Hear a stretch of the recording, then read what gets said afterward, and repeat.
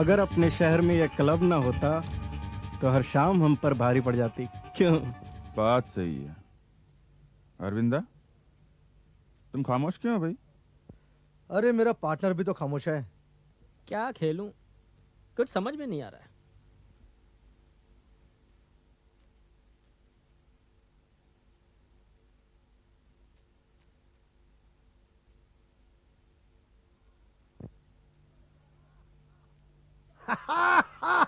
क्या बात है फनिश, क्या पत्ता फेंका है यार। अगर ये पत्ता नहीं फेंकता ना तो अपनी बाजी नहीं थी। चल पत्ते बाट। क्या यार, फिर जीत गया? आप इस क्लब के नए मेंबर हैं? इस क्लब का ही नहीं, इस शहर के लिए भी नया हूँ। लगता है आप ब्रिज के बहुत अच्छे खिलाड़ी हैं। हाँ, बस खेल लेता हूँ। आप खेलिएगा, बैठिए ना। नहीं नहीं, आप लोग खेलिए, मैं बस यूं ही। नहीं, मुझे भी कहीं जाना है। कैसे पॉइंट है? 1 रुपया पॉइंट चलेगा? जैसे आपकी मर्जी। आइए। आपका इनसे परिचय करवा दूं। ये है मृगेण, नमस्कार। वो है अरविंद, नमस्कार। और ये है मधुमेह सूर, नमस्कार। और मैं हूँ फणीश। हम सब रोज यहाँ आते हैं। मेरा नाम प्राण हरि है। छोटा मोटा महाजनी का धंधा करता हूँ। आपके शहर में एकदम नया हूँ। अभी आप नए कहाँ हैं? अभी तो हम रोज मिलेंगे यहाँ पर शाम को। अच्छा, तो मैं चलता हूँ।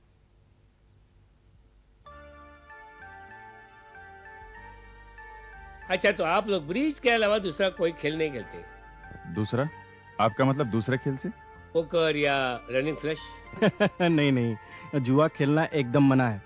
ब्रिज जुआ नहीं है ना।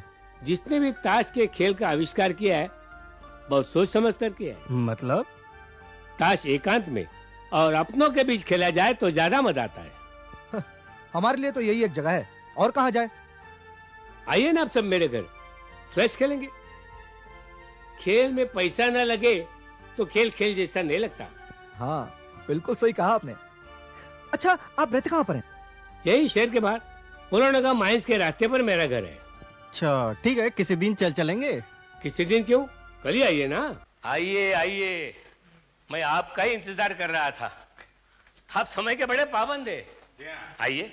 मकान आपका बहुत आलीशान है। हाँ, सजाया मिल गया। बैठिए ना। Thank you. यहाँ अकेले ही रहते हैं आप? हाँ, अब तो अकेला ही हूँ। कब शादी हुई, कब पत्नी गुजर गई, पता ही नहीं। कटक शहर में रहता था, वहां कुछ अच्छा नहीं लगा, इसलिए सब कुछ बेच बाच कर यहाँ चला आया। बस दिन काट रहा हूँ। और खाना पीना? है, एक नौकरानी है, कटक में भी साथ थी, यहाँ ले आया हूँ। अच्छा, चलिए पत्ते बांटते हैं। अरे कुछ जलपान तो कीजिए। मोहिनी।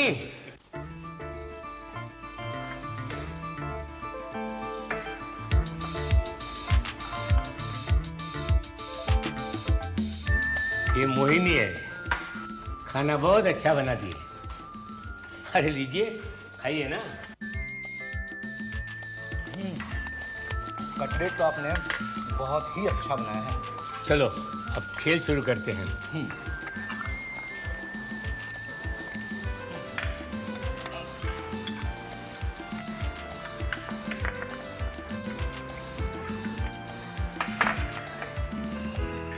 देखिए, पहला राउंड तो कंपलसरी ब्लाइंड होगा। हाँ, ये मेरा ब्लाइंड। मेरा भी ब्लाइंड। मेरा भी ब्लाइंड। मेरा 2 रुपये ब्लाइंड। बैठ।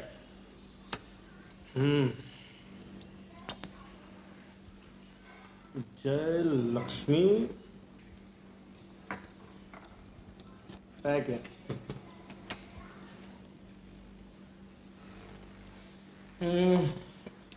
शो। पैसे डाल। ना।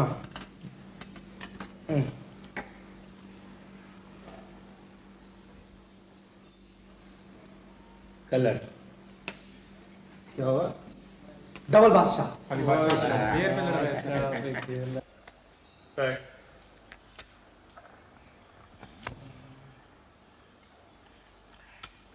₹5। 10 रुपये ब्लाइंड। पैक।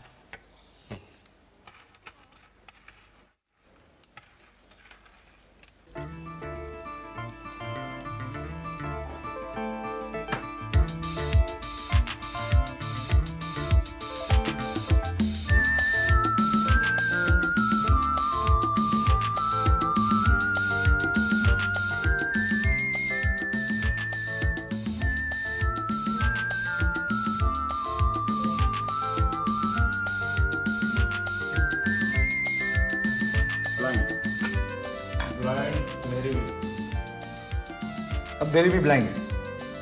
ब्लाइंड 2 रुपए। ब्लाइंड 2 रुपए ब्लाइंड मेरी भी। 2 रुपए ब्लाइंड मेरी भी। 2 रुपए ब्लाइंड। मेरी भी 2 ब्लाइंड। ये क्या हो रहा है? आप पत्ते लगा रहे हैं? क्या हुआ? प्राणी बाबू ने एक पत्ता हाथ से नीचे फेंका। नहीं मेरी बात सुनो। इनके हाथ में 4 पत्ते कैसे आ गए? नहीं, बात सुनो मेरी। पत्ता तो प्राणहरि बाबू ने बांटा था ना। इसका मतलब ये पत्ता लगाते हैं। ये बेईमानी है। नहीं मेरी बात सुनो। हम नहीं करेंगे। नहीं नहीं देखो देखो देखो देखो मैंने जबरदस्ती नहीं लिया भाई साहब। हाँ हाँ? और मेरे तो 3 निकल गए। और यार ओहो, अरविंद तो हमेशा अंदर घुसा रहता है यार। अरे ये रोज का धंधा है, पता नहीं अकेले में क्या बातें करता रहता है। मुझे तो लगता है ये साला मुहन्नी पर लट्टू हो गया।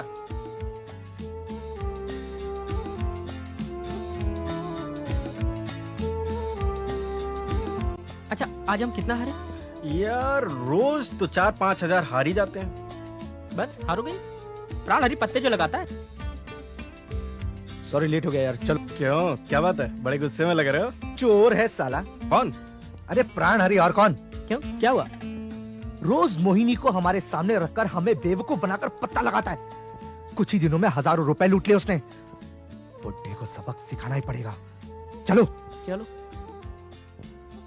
ओ फनिश, तुम लोग यहाँ हो, कमाल हो गया। मैं पूरे क्लब का चक्कर मार आया हूँ। अरे यार आज अपनी टेबल खाली नहीं है। अच्छा, वो बुड्ढा आज भी नहीं आया? 3 दिन हो गए। लगता है वो इस क्लब का रास्ता भूल गया है। चोर के दाढ़ी में तिनका, साला घर में छिपकर बैठ गया होगा। अरे उसे पता है यहाँ आएगा साले को जूते पड़ेंगे। जो हुआ उसे भूल जाओ ना। भूल जाए? अरे उसे मजा नहीं चकाया तो मेरा नाम अरविंद हालदार नहीं। हाँ। क्या फायदा? मक्खी मारकर खुद ही हाथ गंदा करोगे। उसको तो सीधा करना ही होगा। चलो साले को जम के बजा आते हैं। चलो। अरे मरे को मारने से क्या फायदा? ओ महाशय जरा इस काम को हमें बहुत सावधानी से करना होगा। हम चारों के अलावा किसी और को पता नहीं चलना चाहिए। ओके चलो आज ही चलते हैं। लेकिन अपनी गाड़ी से नहीं जाएंगे क्योंकि ड्राइवर को पता चल जाएगा। हम लोग टैक्सी लेकर जाएंगे।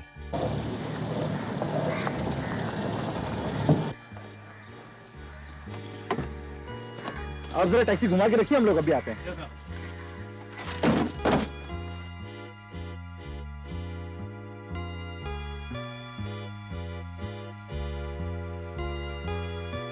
अजीब बात है, दरवाजा खुला है और यहाँ पर कोई है भी नहीं। शायद ऊपर होगा। तुम लोग यहाँ देखो, मैं ऊपर देखता हूँ। ठीक है। ठीक है।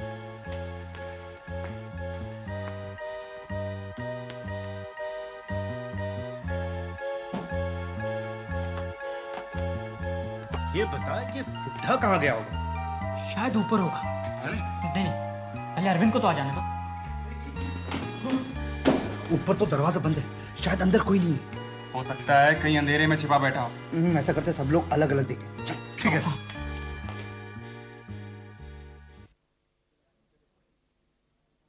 यहाँ नीचे तो कोई नहीं है, मुझे लगता है ऊपर ही शायद छुपा हुआ बैठा है। लेकिन उसे तो मालूम ही नहीं कि हम यहाँ आने वाले हैं। डर तो वो उसी दिन गया था जिस दिन मैंने उसको धमकी दी थी। तो चलो ना फिर ऊपर जाकर देख लेते हैं। फायदा, दरवाजा तो बंद है। अरे एक बार देखने में हर्ज क्या है। चलो चलो।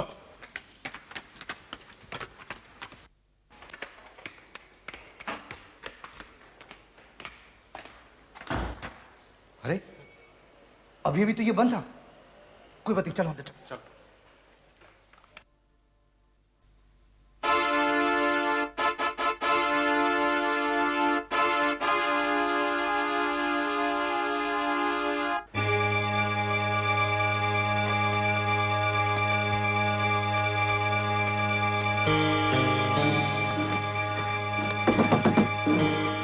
चलो चलो।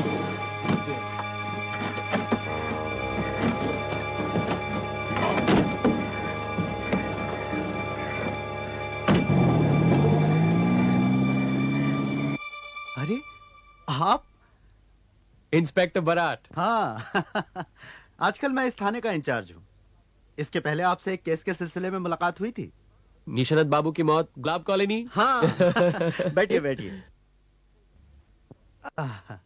कहिए यहाँ कैसे आना हुआ? वैसे तो किसी और सिलसिले से आया था, लेकिन खून के मामले में उलझ गया हूँ।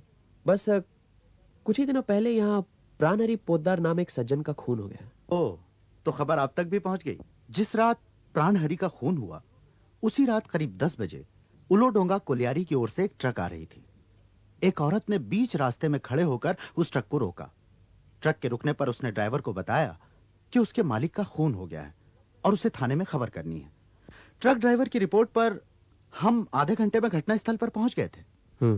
वो औरत मोहिनी थी। जी हाँ। अब वो कहाँ है? उसी मकान में। हमने उससे कहा भी कि तुम अकेली औरत हो, यहां इस वीराने में कहां रहोगी, हम कोई इंतजाम किए देते हैं। उसने मना कर दिया, कहा कि मैं दरवाजा बंद करके रह लूंगी, मुझे डर नहीं लगता। अच्छा, आपको इन चारों लड़कों पर शक कैसे हुआ? मोहिनी ने बताया कि 4 लड़के अक्सर ताश खेलने घर आया करते थे। क्लब से पता चला कि ये वही 4 थे जिनके साथ प्राणहरि अक्सर ताश खेला करते थे। और उन लड़कों के ड्राइवरों ने भी बताया कि ये अक्सर प्राणहरि के घर ताश खेलने जाया करते थे। तो वारदात की रात यही 4 प्राणहरि के घर गए थे, ये आप किस आधार पर कह रहे हैं? पूछताछ के दौरान उनमें से एक ड्राइवर ने बताया कि ये लोग वारदात की रात में करीब 8 बजे पैदल ही कहीं चल दिए थे और करीब 10 बजे लौटे थे। कहां गए थे वो ये नहीं बता पाया। इस शहर में करीब 50 टैक्सियां चलती हैं। थोड़ी मेहनत के बाद हमने उस टैक्सी ड्राइवर को ढूंढ लिया जो इन चारों को लेकर कोलियारी के रास्ते पर प्राणहरि के घर से 100 गज की दूरी पर उन्हें छोड़ आया था। वो टैक्सी छोड़कर चले गए और करीब आधे घंटे में लौट आए थे। मैंने उस टैक्सी ड्राइवर को क्लब में ले जाकर उन चारों की शनाख्त भी करवाई। ये चारों वही थे, मृगेन, मधुमेह, अरविंद और फणीश। सभी एक एक कोयला खदान के मालिक के पुत्र हैं। इन चारों से अलग अलग जिरह करने पर वो लोग ये मान तो गए हैं कि कभी कभी वो प्राणहरि के घर ताश खेलने जाया करते थे, लेकिन जिस रात कत्ल की वारदात हुई उस रात वो लोग वहां गए थे ये मानने को बिल्कुल तैयार नहीं है। अब आप ही बताइए मैं क्या करूं। महज एक टैक्सी ड्राइवर के बयान पर मैं इन लोगों के खिलाफ कार्रवाई तो नहीं कर सकता। चारों ने मिलकर हत्या की है ये तो संभव नहीं, क्योंकि चारों की पारिवारिक पृष्ठभूमि जैसी है। उसमें अपराध तो कर सकते हैं लेकिन एकांत में, मिलकर नहीं। आप ठीक कहते हैं। अरविंद हालदार का बड़ा भाई गोविंद हालदार मुझे 5,000 की घूस देने आया था। अच्छा, बड़ा ही धूर्त और चालाक आदमी है। मुझे इशारे में कह रहा था कि अगर मैं ये केस दबा दूं तो मुझे 5,000 और दे। अच्छा इंस्पेक्टर बराट, मैं प्राणहरि के घर जाना चाहता हूं और ये मोहिनी से मिलना चाहता हूं। हाँ जरूर, आज ही चलिए।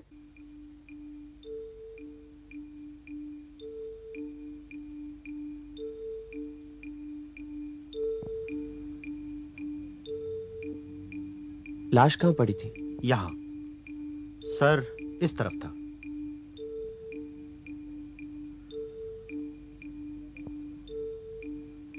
ज्यादा खून के निशान तो नहीं दिख रहे। बुड्ढे के शरीर में खून था ही कहां। वैसे भी अक्सर सर पर चोट लगने से ज्यादा खून नहीं बहता। कोई हथियार मिला जिससे वार किया गया? जी नहीं, पूरे मकान में ऐसी कोई चीज नहीं मिली जिसे हथियार कहा जा सके। इन अलमारियों को तो खोलकर देखा होगा, कुछ मिला? हाँ, हिसाब किताब के बही खाते और नकद 10,000 रुपए। 10,000 रुपए नकद? हाँ, महाजनी का धंधा करते थे, शायद पैसे घर पर ही रखते होंगे। बैंक में कुछ रुपए हैं? हाँ हैं, वो भी कम नहीं, पूरे 1.5 लाख। 1.5 लाख? उनका यहाँ पर कोई दफ्तर या ऑफिस है क्या? दफ्तर के नाम पे एक छोटा सा कमरा था और उसमें 2-4 बही खाते, लेकिन उसकी हालत देखकर यह लगता था कि महाजनी का धंधा ठीक नहीं चल रहा है। महाजनी का धंधा ठीक से नहीं चल रहा था और बैंक में 1.5 लाख रुपए और घर पे 10,000 नगद। वो क्या दरवाजा है? हाँ, दरवाजा है। इसका मतलब इस कमरे में आने के 2 रास्ते हैं। जब आप यहां पहली बार आए तो क्या ये दोनों दरवाजे बंद थे? जी नहीं, वो दरवाजा बंद था, ये सामने वाला खुला था। मैं नीचे रसोई से लगे कमरे में सोती हूँ और वो ऊपर के कमरे में। उस दिन चाय पीने के बाद वो ऊपर चले गए और मैं नीचे खाना बनाने लगी। शाम को वो खाना खाने के लिए नीचे उतरा करते थे, परंतु उस दिन नहीं आए। बहुत इंतजार करने के बाद जब मैं ऊपर पहुंची तो नीचे फर्श पर मालिक की लाश पड़ी थी। तुम क्या अक्सर ऊपर वाले कमरे में जाती थी? साफ सफाई के लिए तो जाना ही पड़ता था। यहाँ जो लड़के ताश खेलते थे वो कहाँ बैठकर खेलते थे? इसी टेबल पर। प्राणहरि बाबू के पास तुम कितने दिनों से काम कर रही हो? 2 साल से ज्यादा। जब वो कटक में थे क्या तुम उनके साथ थी? जी हाँ।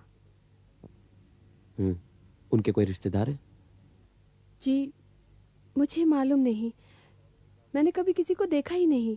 प्राणहरि बाबू आदमी कैसे थे? जी वो मेरे मालिक थे। मालिक की बुराई नहीं करनी चाहिए, आप खुद ही समझ लीजिए। कोई बुरी आदत थी? जी नहीं, सिर्फ ताश खेलने का नशा था। अकेले बैठे बैठे ही ताश खेला करते थे। प्राणहरि बाबू का तो खून हो गया है, तो तुम यहाँ अकेली क्या कर रही हो? कहाँ जाऊं, इस शहर में मेरा और कोई नहीं है। तो वापस अपने गांव क्यों नहीं लौट जाती? हाँ जाऊंगी, पर साहब ने हुक्म दिया जब तक खून का मामला सुलझ न जाए तब तक मैं कहीं नहीं जाऊंगी। तुम्हारा गांव में कौन कौन है? बूढ़े माँ और बाप। तुम्हारा पति? तुम्हारी तो शादी हुई है ना? हाँ। तो पति कहाँ है तुम्हारा? वो घर छोड़कर चले गए, लौटकर फिर नहीं आए। कब?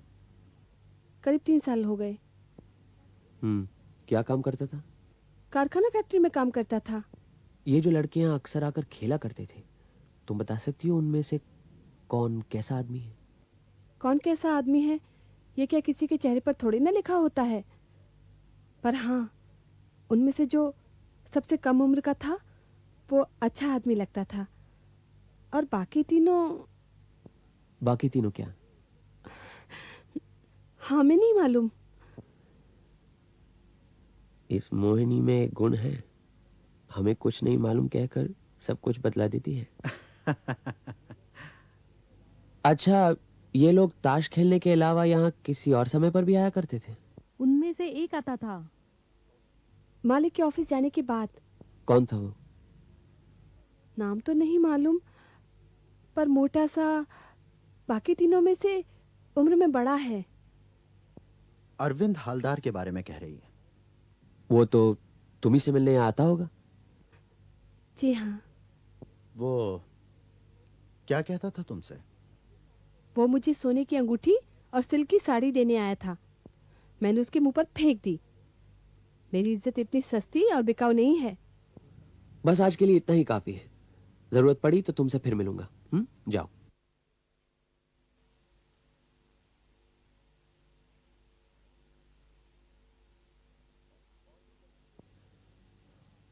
और भी कई चीजें जाननी है। हाँ हाँ पूछिए। अच्छा ये बतलाइए कि सर पर चोट लगने के अलावा शरीर पर चोट के और कोई निशान थे? नहीं। मृत्यु क्या एक ही वार में हुई थी? जी हाँ, वार सर के दाहिने हिस्से में हुआ था। हथियार किस तरह का था? ये कहना जरा मुश्किल है, पर हथियार जरूर लंबा और भारी था। कटारी की तरह धार वाला भी नहीं और मोटा भी नहीं, पर कटारी के ऊपरी हिस्सा से वार करने पर ऐसा हो सकता है। रसोई में इस्तेमाल होने वाला चिमटा या कुछ और? नहीं। बड़ी सी टॉर्च? नहीं, उससे भी किसी भारी चीज का इस्तेमाल किया गया है। अच्छा, वार सामने से हुआ था या पीछे से? सामने से। माथे से लेकर सिर के बीच तक की हड्डी टूटी है, पीछे की हड्डी को कुछ नहीं हुआ। वार पीछे से किया गया हो, यह बात क्या जरा भी संभव नहीं? संभव है, अगर आदमी की लंबाई 10 फुट से ज्यादा हो।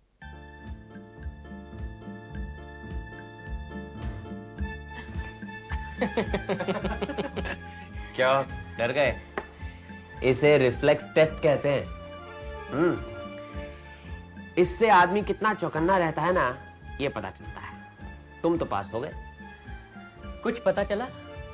इस केस को ध्यान में रखते हुए 3 बातें सामने आती हैं। एक तो ये कि हत्यारे को पैसे का लोभ नहीं था, मतलब कि हत्या पैसों की वजह से नहीं की गई थी। संदूक में पड़े हुए नगद 10,000 इस बात का सबूत है।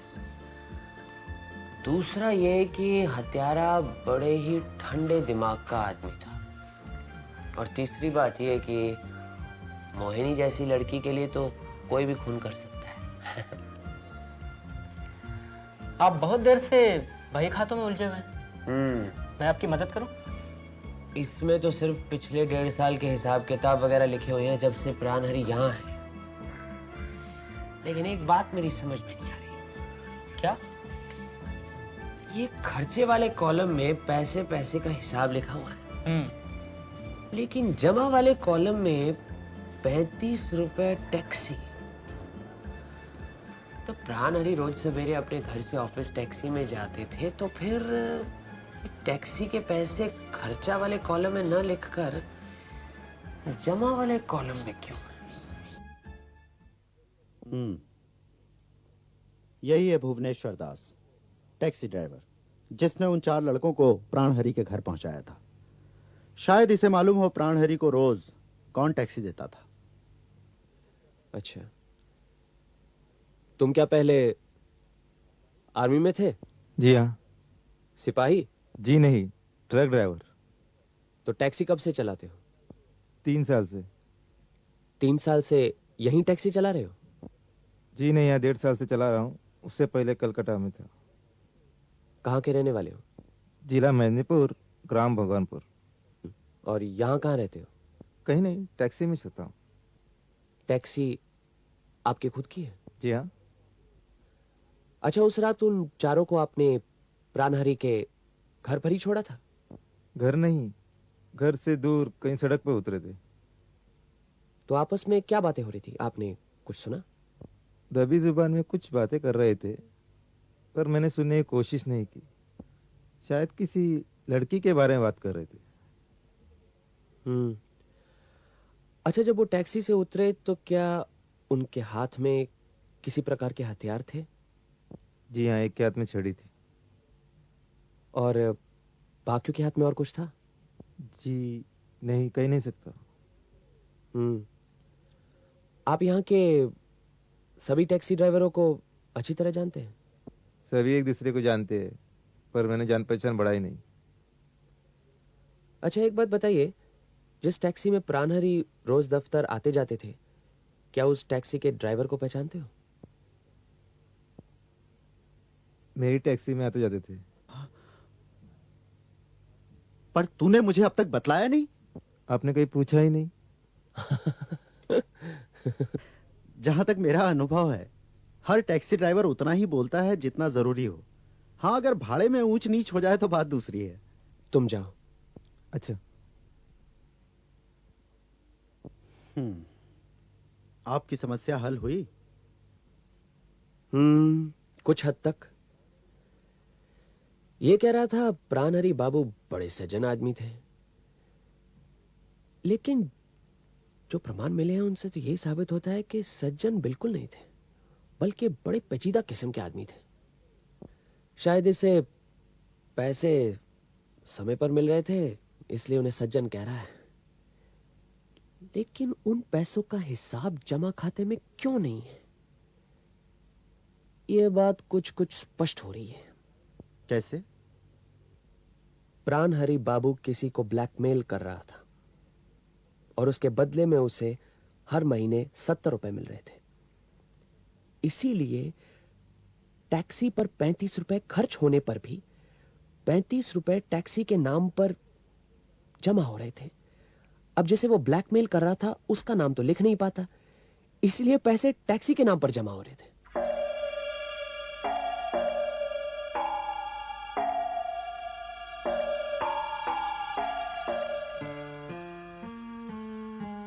वो जो हमारी तरफ पीठ करके बैठा है ना, ताश के पत्ते बांट रहा है, वो है मधुमेह सूर।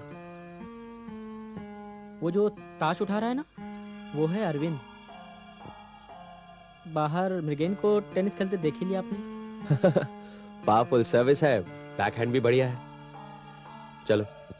अरे अभी आए, अभी चले?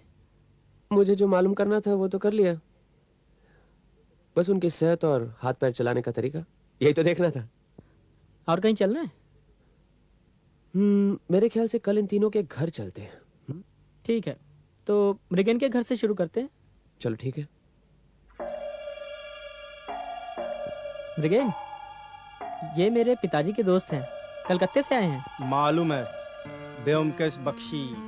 जी हाँ, ब्योमकेश बख्शी, आपसे कुछ बातें करनी है। देखिए, आपके यहाँ दाल नहीं गलने वाली।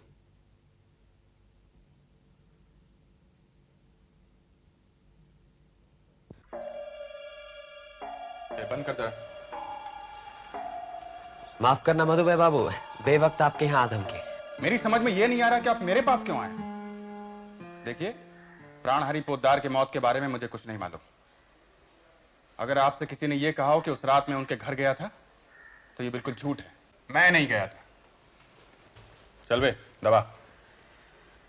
टैक्सी ड्राइवर ने बयान दिया है कि आप भी वहां गए थे। टैक्सी ड्राइवर झूठा है। नमस्ते। अरे आओ फनीश, आओ। अरे कैसा ना हुआ? ये हमारे साथ। हाँ मैं जानता हूँ, आइए बैठिए।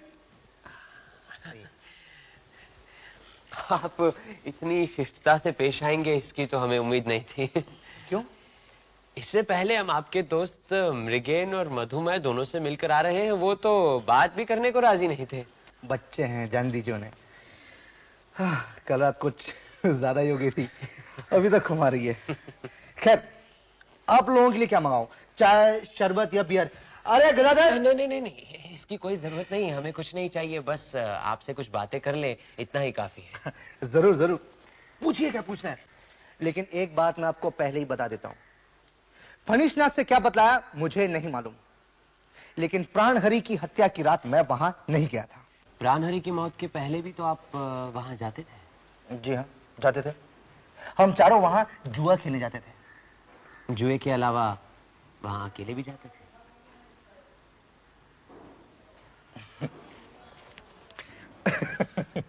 वहां एक लड़की काम करती है, मोहिनी, उससे मिलने। अच्छा, लेकिन काम नहीं बना? ब्योमकेश बाबू, आप बहुत बड़े डिटेक्टिव हो सकते हैं, पर आप दुनियादारी नहीं जानते।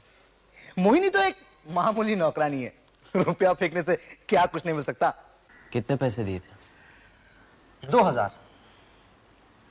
मोहिनी को 2000 रुपए? क्या नौकरानी के लिए कुछ रकम ज्यादा नहीं है? मोहिनी को नहीं, उसके दलाल को दिए थे, बुढ़े प्राणहरि को। कैसा आदमी था? नीच, कमीना, दगाबाज।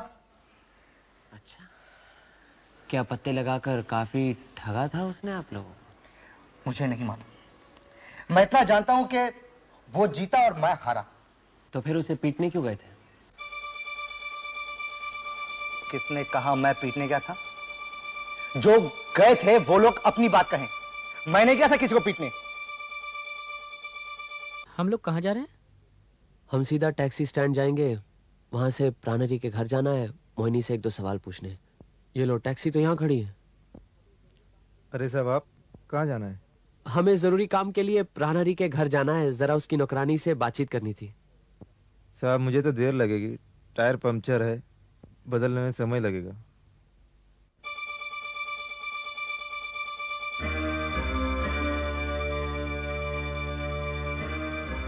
एक और टैक्सी आ गई, आइए। पनीस, हाँ? 15 और 35 कितने होते हैं? 50 क्यों? ठीक है, तुम जाओ जाओ, तुम जाओ। अरे ब्योमकेश बाबू, आइए आइए। क्या बात है, आज तो बड़े खुश नजर आ रहे हैं। बस सब मिल गया। मिल गया? क्या मिल गया? प्राणहरि बाबू का अकाउंट किस बैंक में है? अब सेंट्रल बैंक में। क्यों? इसका मतलब वहां पर सेफ डिपॉजिट वॉल्ट पे होगा। उसे खुलवाकर जो कागजात है फौरन मेरे पास ले आइए। बस यही कहने आया था, मुझे मोहिनी से जाकर मिलना है। कुछ काम है बाबू? तुम यही हो? अब तक गई नहीं? क्या करूं, पुलिस ने अभी तक छोड़ा ही नहीं। अपने घर वालों या पति को खबर दी? नहीं। क्यों? घर वाला कहाँ है मालूम नहीं, और माँ बाप वैसे ही दुखी हैं, ये खबर पाकर और भी दुखी हो जाएंगे। उस रात जब तुम प्राणहरि को ऊपर से बुलाने गई तो क्या पीछे का दरवाजा खुला था या बंद? बंद था।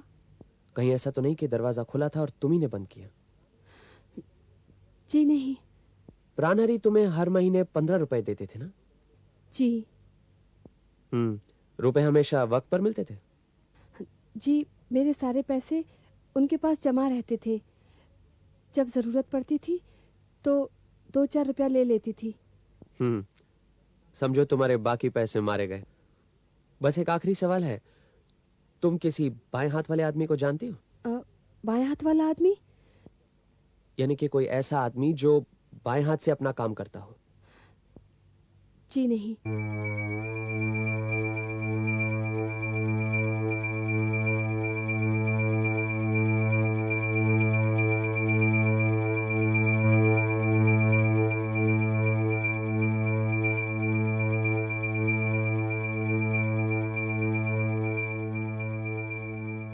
ये रहा तुम्हारा आसामी। कानूनी भाषा में दलील लिखी गई है। जिला मिदनापुर, ग्राम भगवानपुर, निवासी भुवनेश्वर दास। भुवनेश्वर दास ने महाजन प्राणहरि पोद्दार से 2,500 रुपए उधार लिए थे, जिसके बदले में उसने अपनी मोटर गिरवी रख दी थी उनके पास। कर्ज किस तरह से चुकाया जाएगा इसका ब्यौरा भी लिखा है। 50 रुपए नगद और प्राणहरि उसकी मोटर का इस्तेमाल करेंगे, उस बाबत 25 रुपए। इसका मतलब है हर महीने 75 रुपए चुकाए जाएंगे। तो इसका मतलब ये हुआ कि भुवनेश्वर दास ने प्राणहरि की हत्या की है। चलो भुवनेश्वर से ही शुरू करते हैं। मोहिनी भुवनेश्वर की विवाहिता पत्नी है। दोनों कटक में रहते थे। भुवनेश्वर मोटर गैरेज में काम करता था और मोहिनी घर घर में नौकरी करती थी। मोटर मैकेनिक का काम छोड़कर भुवनेश्वर मिलिट्री में ट्रक ड्राइवर बन गया, इसीलिए 2 साल के लिए कटक से बाहर चला गया। इसी बीच मोहिनी ने प्राणहरि के घर काम करना शुरू किया। अब प्राणहरि तो अत्यंत लोभी, बड़े ही घटिया किस्म का आदमी था।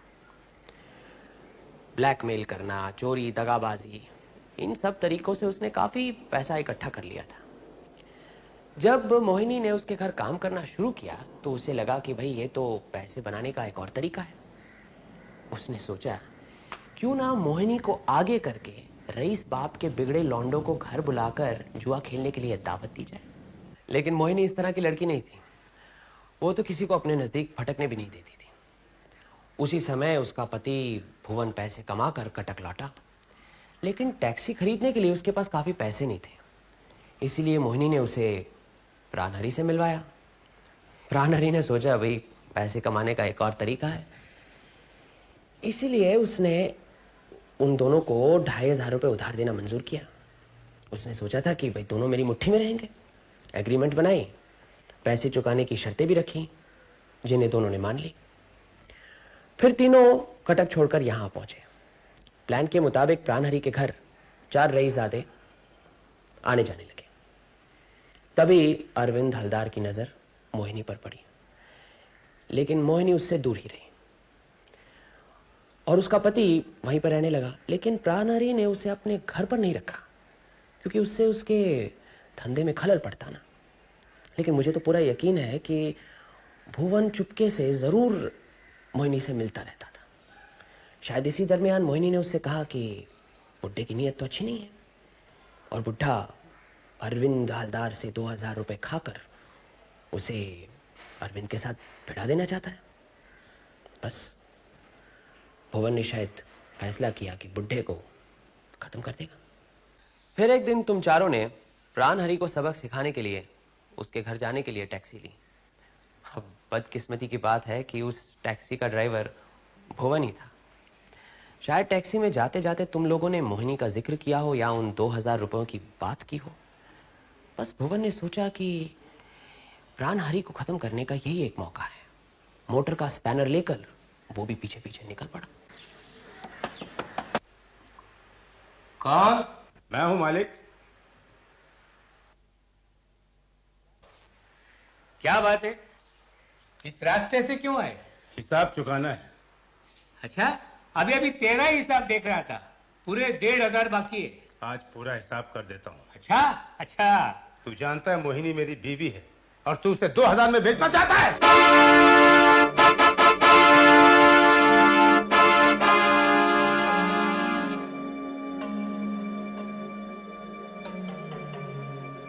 तो चलो ना फिर ऊपर जाकर देख लेते हैं। फायदा, दरवाजा तो बंद है। अरे एक बार देखने में हर्ज क्या है? हाँ, चलो।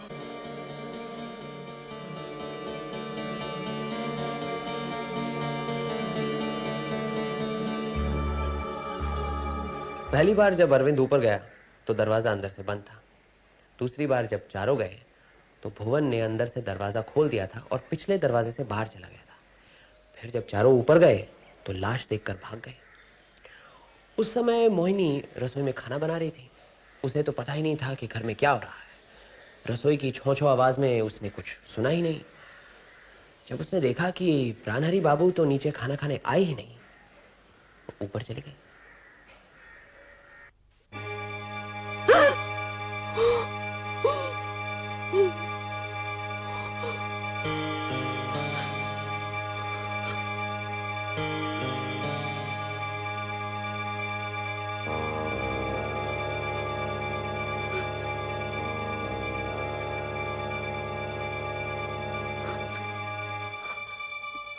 पोस्टमार्टम की रिपोर्ट और डॉक्टर के बयान से यह मालूम पड़ता है कि प्राणहरी का हत्यारा बाएं हाथ से काम करने वाला कोई आदमी है।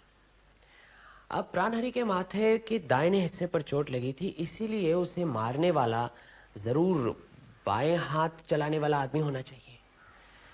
मृगेन जो टेनिस खेलता है दाहिने हाथ से खेलता है। अरविंद और मधुमेह भी दाहिने हाथ से ताश खेल रहे थे। तुम्हारी तरफ जब उस दिन पेपरवेट फेंका तो तुमने भी दाएं हाथ से पकड़ा, इसीलिए तुम चारों में बाएं हाथ से काम करने वाला तो कोई नहीं ना। फिर उस दिन जब मैंने भुवन को बाएं हाथ से रास्ते पर काम करते हुए देखा तो सारी गुत्थियां सुलझ गई। क्या खबर लाए हो इंस्पेक्टर? बुरी खबर है। मोहिनी वहां नहीं। भुवनेश्वर दास का भी कहीं कुछ पता नहीं। यहां से 30 किलोमीटर दूर रेलवे स्टेशन पर उसकी टैक्सी मिली है। पता नहीं बुरी खबर है या नहीं, ये तो नहीं कह सकता मैं। प्राणहरी पोद्दार जैसे लोग जब तक इस दुनिया में रहेंगे तो मोहिनी और भुवन का भी होना बहुत जरूरी है। क्यों? आप शायद ठीक कह रहे हैं, मगर कानून को हाथ में लेना अपराध है, सामाजिक अपराध। दोनों की तलाश जारी है। पकड़े जाने पर सजा भी जरूर मिलेगी।